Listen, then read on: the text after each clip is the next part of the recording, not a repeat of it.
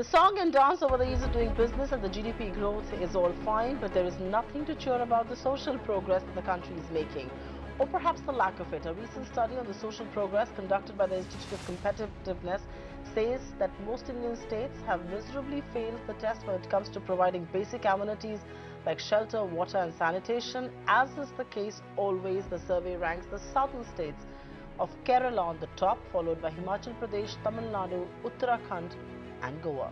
Interestingly, the survey points out that the high economic progress that a state is making is no guarantee for the social welfare of its people. This obviously raises some serious questions. Are Indian states chasing misplaced priorities? Is the obsession over GDP growth coming in the way of basic services? More importantly, is universal income the panacea for all the ills of the country as far as social progress is concerned? The state of states is our second debate on the India development debate tonight. And joining us to discuss the Social Progress Index and the state of states is a very special panel. It's a pleasure to welcome on the show this evening Professor Bibek Debroy, head of the Prime Minister's Economic Advisory Council, Professor Amit Kapoor of the Institute for Competitiveness, and Reuben Ibrahim, CEO and Senior Fellow at the IDFC Institute. Thank you so much, gentlemen, for joining us on the India development debate. Professor Debroy, I'm going to start off with you because I think as a country we tend to obsess a lot over GDP data. We in the media for sure tend to obsess a lot over GDP data, and just this week we celebrated India's rapid strides as far as ease of doing business is concerned, jumping up 30 points. And yet, if you look at our position on various other parameters, we're at, in the global hunger index, we're at 100 out of 190. In gender gap, the WEF survey on gender gap, we're at 108 out of 144. Human development index, again, our ranking isn't great. Do you think at one level, this obsession over economic growth is not serving the purpose that it should, and that in many ways growth alone is not enough for social equity, for social justice, and for social growth? I presume what you have said is that something like GDP growth is only a very limited way of measuring welfare. And indeed that is correct, and it's not that economists have been unaware of this. The father of national income accounting, so to speak, Simon Kuznets, was perfectly aware of that, about the limitations of GDP or growth, or indicators connected with growth. And that's the reason notions like human development have developed over a period of time. And the UNDP, for example, has the Human Development Index, which also has sometimes been criticized as being too narrow. And therefore, when one ranks, and in the present case, one is talking about something called a Social Progress Index, which ranks states across a whole variety of parameters. Fair point indeed, and that's perhaps a little more exhaustive and a little more indicative of the reality on the ground. But Amit Kapoor, I'll pose the same question to you. In our obsession with economic growth, and especially the GDP headline number that we all seem to chase, do we somewhere lose sight of the fact that may not be the best indicator? There is a social progress reality that lies beyond the headline number. GDP is an important indicator for really understanding the output of the economy as to how the performance of various industries is happening. But what we need to do is that we need to have an additional indicator to really understand what is the human well-being that actually exists. And if I'm able to understand the quality of life and how that quality of life is progressing over a period of time, then it would actually help. So we need to actually have two sets of things that we need to look at. We need to understand GDP, and we need to understand quality of life of people and the citizens of the country. And how that quality of life is going to get measured is a very critical issue that we need to actually look at. So if I'm able to understand as to what are the outcome measures that actually exist and that need to be measured from, say, nutrition to healthcare to education or whatever, that would actually help me in understanding as to how economy is doing and how that economic performance that is happening at various levels is translating into something well-being for the people. Reuben Ibrahim, comment on that, because this study seems to indicate, it's interesting, it says, it indicates that obviously GDP is an insufficient indicator of social progress, because as per this index, Manipur and Maharashtra, two sort of contrasting states, have a difference of just 2 points in social progress, even though there is a massive gap in the per capita income of both the states, or the GDP of both the states. So how do you sort of reconcile this contradiction there?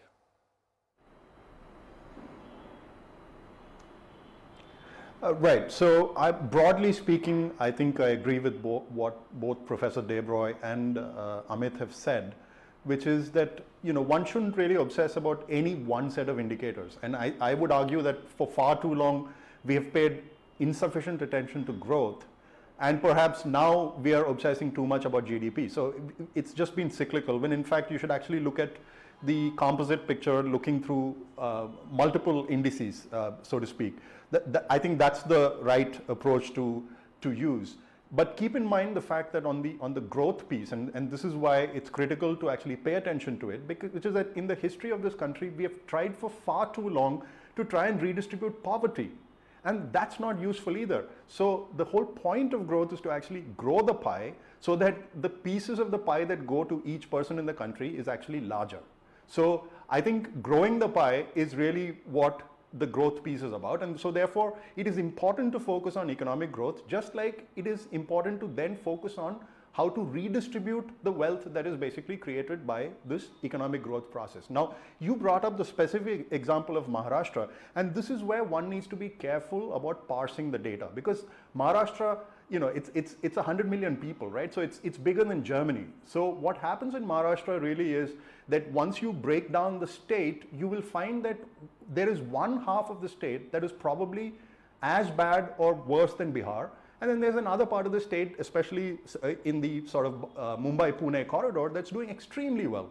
So the per capita income of Maharashtra does not actually take into account the diversity inside of Maharashtra. So therefore, one should not be surprised that one sees high per capita income, but at the same time sees low progress, because there's a very large number of people that are trapped in a part of Maharashtra that has indicators that are closer to Bihar than of coastal Maharashtra. Okay. I appreciate the the reasons you're giving for this disparity and the reasons the rationale that you've explained. But Professor Debroy, does this disparity also raise questions on the efficacy of public sector expenditure? Is it being used for constructive purposes or not? And in some way, is that also responsible for this kind of disparity that we are seeing?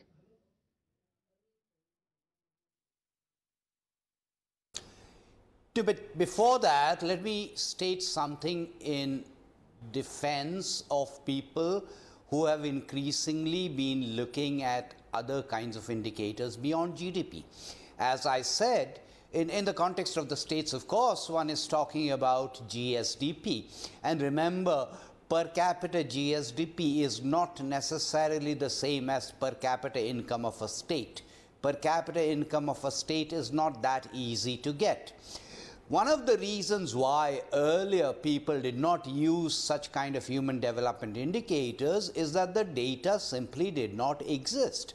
Much of the data that today Amit Kapoor and his colleagues are using would not have existed 20 years ago, but the GSDP data always existed. The point that was made about large and heterogeneous states is entirely valid. The moment you have a large and a heterogeneous state, then you have divergences.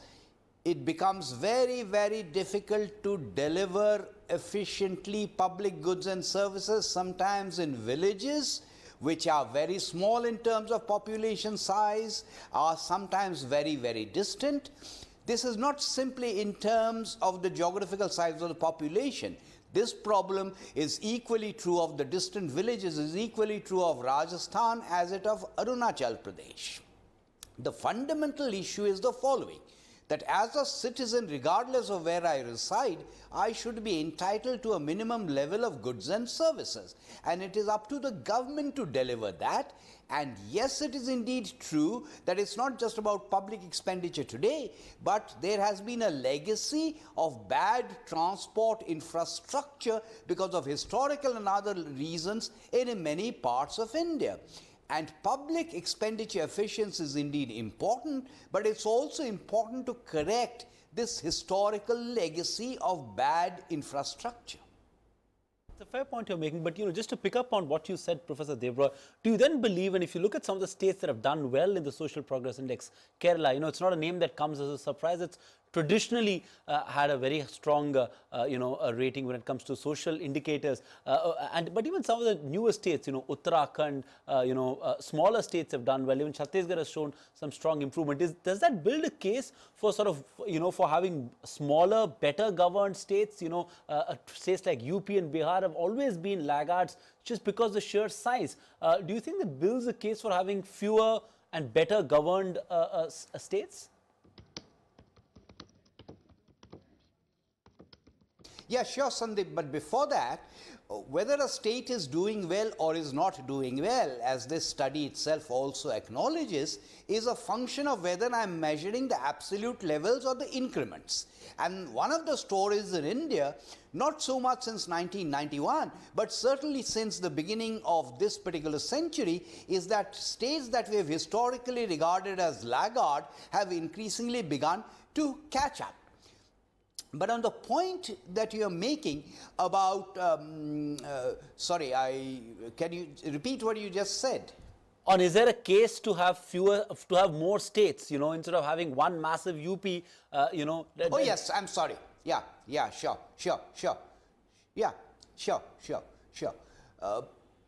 I think what we are talking about is a certain optimal level at which we can deliver public goods and services. And every public good or service is efficiently delivered at a certain level, and above that level it becomes suboptimal, below that level it also becomes suboptimal.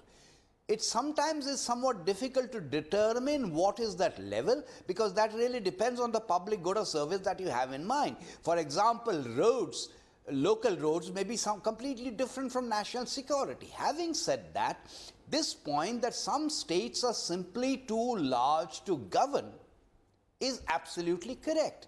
But simultaneously, let me also stick my neck out and say some states are also, for exactly the same reason, too small to govern.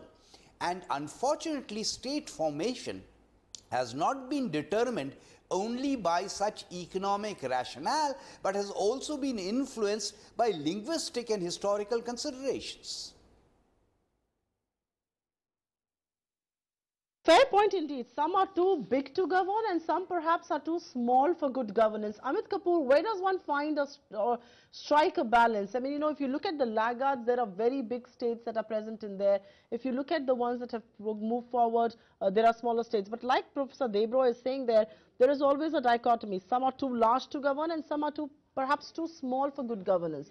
How do you strike a balance? Because you go back to history, you go back to linguistics, and you can't really make those demarcations overnight.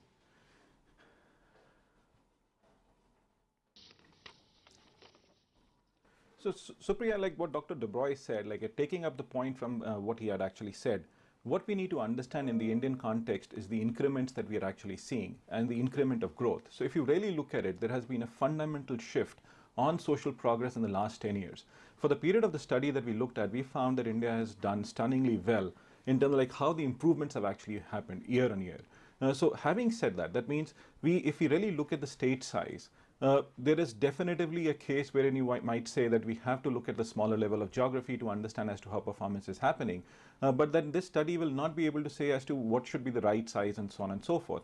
But having said that, again, what we need to do here is that we need to actually look at what is going to be the correct level of geography at which governance need to happen. And that correct level of geography could be defined in terms of like the economic activity that happens there.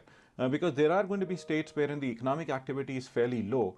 Because if you really talk about the northeastern states, the economic activity has a fundamental different picture than the economic activity that happens in the state of Gujarat or Maharashtra. And within Maharashtra itself, the economic activity is happening within 6 distinct locations, because 70 to 90% of GDP could actually come from 6 to 9 different locations. So if you say Maharashtra, then that economic activity is dispersed itself within the state of Maharashtra itself or across different sets of states. So if you really build up the case, I think there is a case for understanding economic activity, right sizing, understanding the clusters, and then really moving forward rather than just making a blanket statement that there is a case for a smaller state. Because If you talk about the state of Gujarat, it has shown tremendous improvement in the last 10 years from the what I call basic human needs point of view. So that means, like, if Gujarat is a large state if you really look at it, or even if you talk about UP, it has made positive progress. And across the country and across the state. So simply just one breath, we cannot say that you have to have a certain size, reduce or whatever.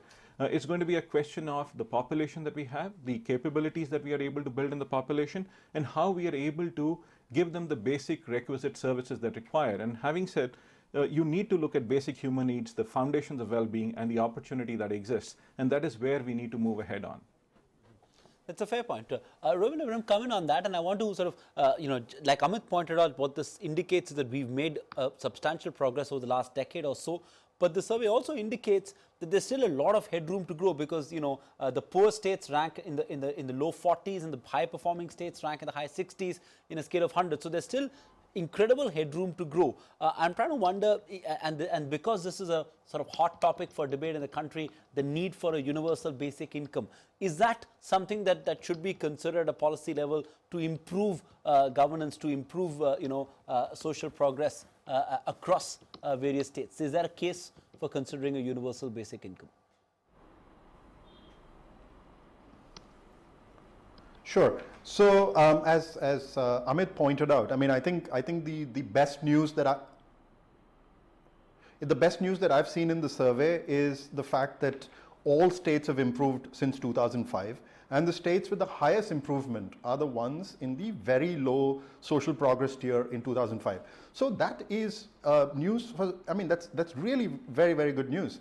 To go to your question about UBI, look, I mean, I think the way to think about it is, it's an interesting idea, but the question is who pays, right? I mean, so the ideal solution for this would be that one somehow finds a way to get rid of all the subsidies that are in play today, including the fertilizer subsidy and everything else, and then you basically translate that into some sort of universal basic income that's available. Now, first of all, I think the idea of paying that any one of the panelists today would be the recipient of a handout from the government, I personally find that morally reprehensible.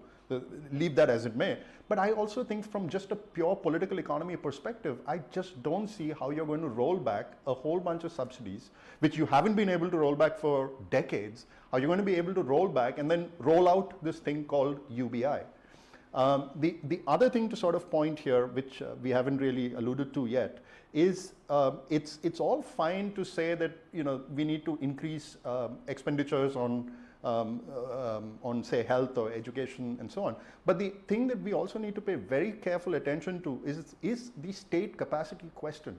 And I think that is the question that increasingly more of us should actually focus on, which is the ability of the state to actually deliver public goods.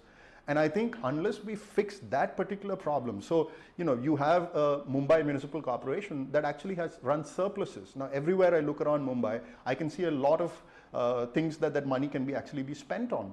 So there is a genuine state capacity problem, and it exists whether you look at education, you look at healthcare, you look at anything you want, you will find the state capacity problem. So the way I see it, that particular pipe needs to be fixed, because without fixing that pipe, ramping up the expenditures alone won't get you the desired effects that you're looking for.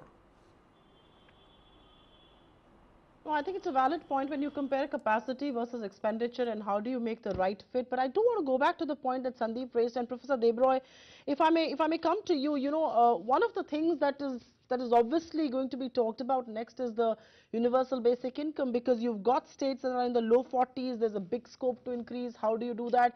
Could UBI be the solution? But there are fiscal implications with that. Which side of this entire debate would you want to throw your weight behind?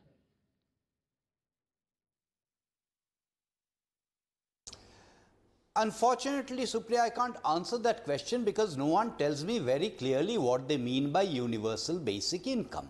So at one level, I think it's a meaningless question until someone explains to me what it is. Now, what I mean by that is the following. Whenever I'm talking about universal basic income, I am automatically presuming it is an equivalent amount of monetary transfer that's going to be given to an individual or a household. some of this public expenditure, even when it is in the nature of subsidies, is collective in nature. There may be a road that I am building and I am subsidizing that. When I am doing that, that's a collective development that the state is doing. A, should the state be abdicating that? And B, if the state should not be abdicating that, then it cannot clearly be converted into something that is individual to the individual or to the household. When a lot of people make the UBI argument, they tend to convert all the public expenditure and say, hey, look, this is going to be the equivalent amount deposited in individual accounts. Now, that's incorrect, because this, as I said, reflects a lot of collective expenditure. If one is talking about subsidies, subsidies that are individual to households, so that I can pinpoint them and convert them to UBI, it's already being done for certain things in the name of direct benefit transfers. It started with pension scholarships. Now it covers petroleum products. It's going to begin to cover fertilizer. So when I say UBI, I actually mean DBT.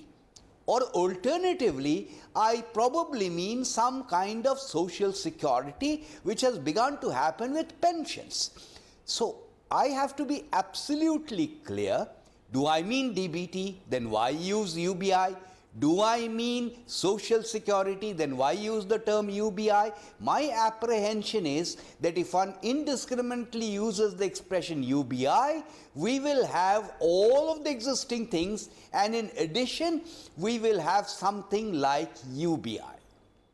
You know, what you basically said, the context is for a fascinating UBI debate, but I think we were referring to what the chief economic advisor made, spoke about in the economic survey, 7,200 rupees of transfer. But that's a separate debate in itself, Professor Debroy. I do want you to weigh in on the point that Robin made about state capacity, because so his point is interesting in the sense that he's saying it's not enough to just increase public investment in healthcare, education, which a survey like this would outlay. It's equally important to improve state capacity at the level of various state governments. Is that, to your mind, a key challenge, a key constraint, Professor Debroy?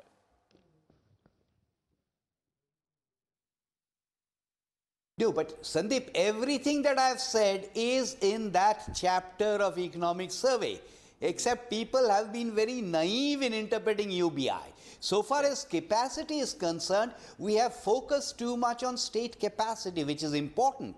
But many of these services are not even delivered by states as in the state capitals. They are delivered by local bodies, and therefore we need to increasingly talk not only about state capacity, but also the capacity of local bodies, including municipalities, and on the other side, the Gram Panchayats.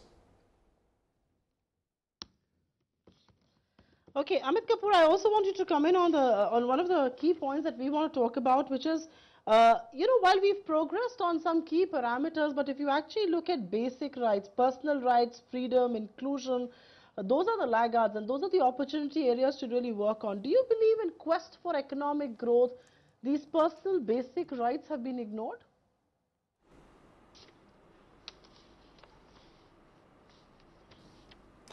Oh, no, not at all. I think that would be a very wrong interpretation of data, Supriya.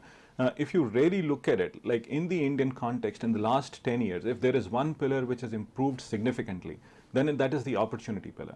The biggest sets of improvements that have happened here is opportunity. If you really talk about freedom, choice, rights, inclusion, that has actually happened here. If you really look at the governmental programs in the last 3 to 5 years, they've actually been talking about inclusion. They have talked about issues like financial inclusion and so on and so forth. So it'll be very, very naive to actually think that there is this whole thing that opportunity has reduced or opportunity has actually not been looked at. But what we need to do here is that how do we set the pillars right for really making India a much more robust place? So right now we are at a certain stage in the whole process, and I think we have potential to improve, and the potential to improve across pillars stand. And opportunity is one pillar wherein the maximum level of improvement can actually happen, because that is where once we are able to improve it, even further, then that means India can actually catapult into a very, very interesting place in terms of like how the quality of life has improved. And we might actually at some stage be able to compare ourselves to the Scandinavian countries. And I hope so we are able to do that in the next 10 to 20 years. But then the question here is going to be that it is actually going to happen when economic growth and social progress go hands in hand. And this is where I would also like to really make a point that it is not only the government which will have to do this, it is going to be the corporations which will also have to play a ball here, or play some kind of a what I call strategy here, because it is actually going to be that with the kind of social issues that we face, the kind of social challenges we face, we have to solve them through economic objectives or economic strategy. Comment from all my panelists. Coming to you, Ruben, first. The point that Amit made is interesting, that you can't just expect the government to sort of bridge this social progress, and there is a role for corporate India to play as well. And right now, while corporate India is doing a lot in terms of corporate social responsibility, it needs to be channelized into finding specific solutions for specific areas. Do you believe that's critical, that India Inc., civil society, media, everyone needs to play its part for us to be able to bridge this gap as far as social progress is concerned? Sure. So a couple of things. So one, to just highlight something that Amit had mentioned, which is when we look at when we look at indices where we perform poorly, I mean, I think the key to keep in mind is what is the directionality, and does the directionality indicate progress? And certainly in sort of the bits of the report that I have read carefully, all the directionality seems to indicate progress, and progress across virtually every domain, including the economic domain. So I think, again, there is enough cause here to be celebrated, and I laud Amit and his team for actually putting this together. On your, can you just repeat the second bit of your question? On the role of corporate India. Yes. So absolutely, I think everybody has a role to play in this. My only sort of caveat on the whole corporate bit is to not be over prescriptive, because that is a latent tendency inside of the Indian government, is to over prescribe what corporations should and should not do. And instead, I would definitely call for an approach that actually places more trust in corporations. If you're going to insist on something like CSR, then also trust corporations to do the right thing, and instead not be over prescriptive about what corporations should or should not do in the name of CSR. Okay, Amit Kapoor, will quickly let you have the last word on the point that was being made about corporate India. And while corporate India has done enough and more as far as economic progress and growth is concerned, and we all look at the private sector to play its part, what about social progress? Can they absolve themselves? Because every time, the government talks about affirmative action, that's frowned upon. So very briefly, would like you to answer the question on corporate India and its role in social progress.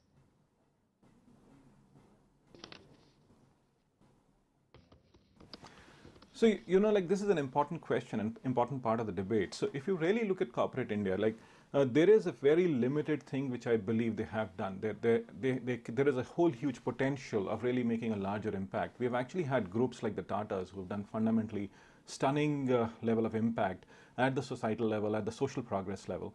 We have had people like JSW who has done again something good, but then I think there is something severely lacking, or that at least people are not really understanding as to what can they do to the societal problems that we face.